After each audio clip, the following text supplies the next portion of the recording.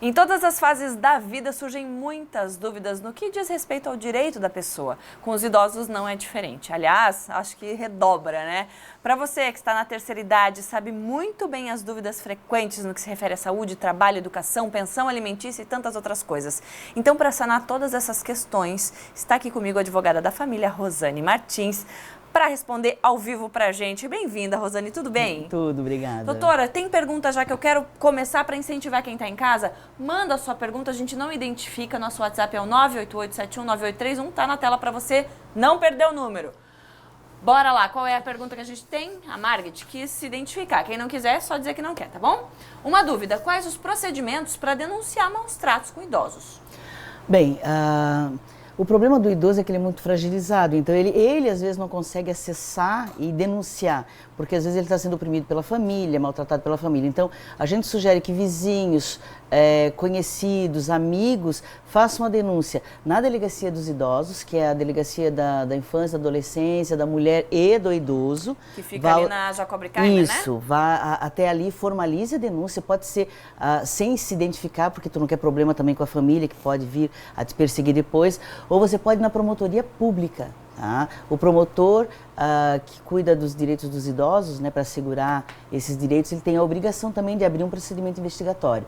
Então, se você sabe que alguém está sofrendo violação nos seus direitos financeiros, físicos, né, de qualquer tipo, de maus tratos, está para ser abandonado, está sendo usado o cartão dele em benefício da família, denuncie.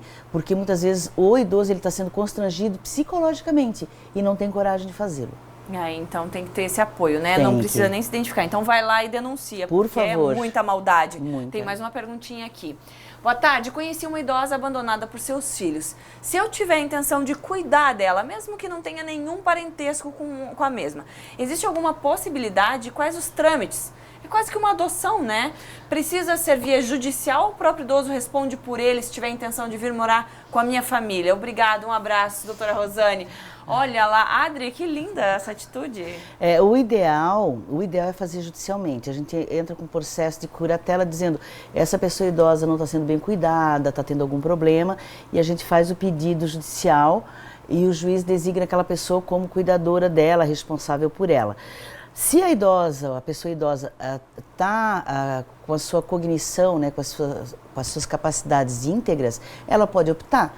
Mas a família pode tentar interditar e trazê-la de volta, porque geralmente a família, quando está mantendo o idoso, até em cárcere privado, tem casos de cárcere privado, porque aquele idoso é o único que tem uma renda fixa, às vezes o filho fica se aproveitando daquele rendimento daquela pessoa idosa, então eles não permitem que ninguém se aproxime. Então você pode fazer o pedido judicial, que eu recomendo, que é melhor, porque aí você fica responsável por eventual internação, administração dos recursos de aposentadoria, enfim, até de patrimônio, se a pessoa idosa tiver imóveis, né, carro, e você tem uma segurança também, né, de estar cuidando de alguém dentro da legalidade. E se o objetivo é cuidar dessa pessoa, né, faz tudo direitinho para que depois a família não venha tirar esse direito do idoso, né, de ser cuidado.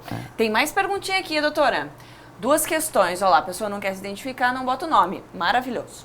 Tem 2 questões aqui. Primeira, um pai idoso com problemas de saúde e locomoção que cometeu abandono parental tem direito ao auxílio dos filhos? Pai esse que é cuidado pela atual esposa e tinha auxílio financeiro da mãe, também idosa, até pouco tempo, mas perdeu as exigências descabidas da esposa. Doutora, traduz isso. Pois eu estou tentando entender. Às vezes, o que acontece? A gente vê, tá ali para a gente tirar dúvida. Às vezes a gente vê no direito de família o seguinte, aquele pai que na infância dos filhos ele não ajudou.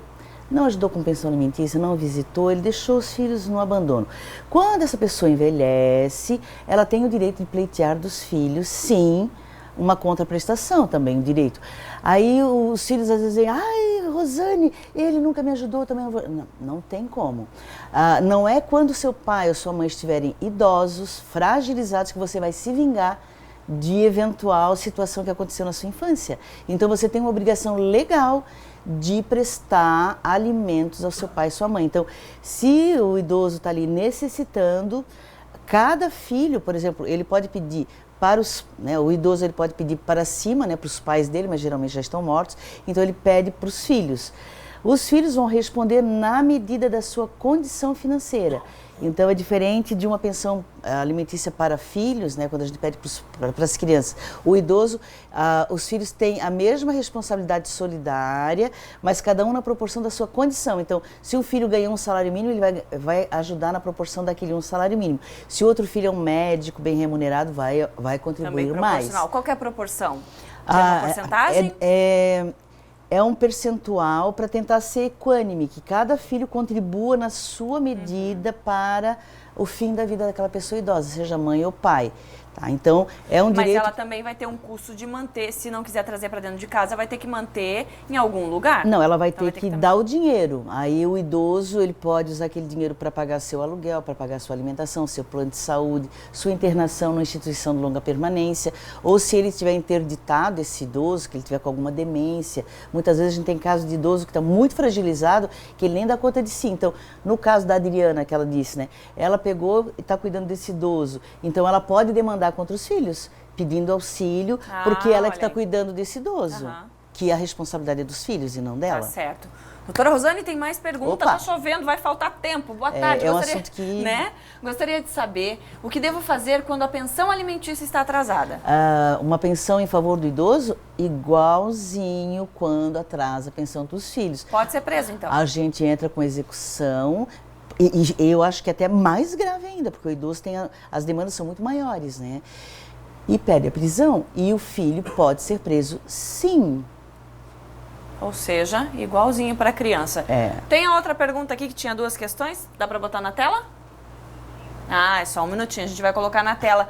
Talvez dê tempo de responder todo mundo, mas vamos lá. A segunda lá, que a gente deu uma variada aqui, é a seguinte. Pai praticamente desconhecido do filho, teve reconhecimento tardio de paternidade com registro e tem desconto de valor de pensão direto do INSS porque o filho adquiriu deficiência devido a sequelas de acidente. Tem direito a receber herança desse filho, mesmo com abandono parental de uma vida inteira? Tem. Taxativa. A única forma que você tem de, por exemplo, de impedir que um filho seu ou algum parente teu herde é entrar com uma ação de deserção, é uma ação judicial de deserção. E eu tenho que provar por que eu quero deserdar aquela pessoa, ou eu não quero que aquela pessoa receba algum benefício meu. E tem que ser provado, são motivos graves, realmente, de um abandono efetivo, de uma tentativa de homicídio. Tem que ser alguma coisa bem consistente para se excluir alguém do direito de herança, né? Então, existe essa possibilidade. Não é simplesmente vou te riscar. Não é porque se eu riscar, por exemplo, fizer um testamento, excluir alguém sem algum motivo relevante, sem uma ação de deserdação, esse testamento pode ser anulado. Olha aí. Então não é só colocar na caneta lá. Doutora Rosane, tem muito mais pergunta, mas a gente não tem mais tempo. Já passou, acabou. Então a gente volta a falar desse assunto, tá bom? Perfeito. Porque a gente gosta que os idosos fiquem bem informados e toda a família. Doutora, obrigada por estar aqui com a gente mais uma vez. Sempre um prazer. Para mim também, obrigada. Obrigada.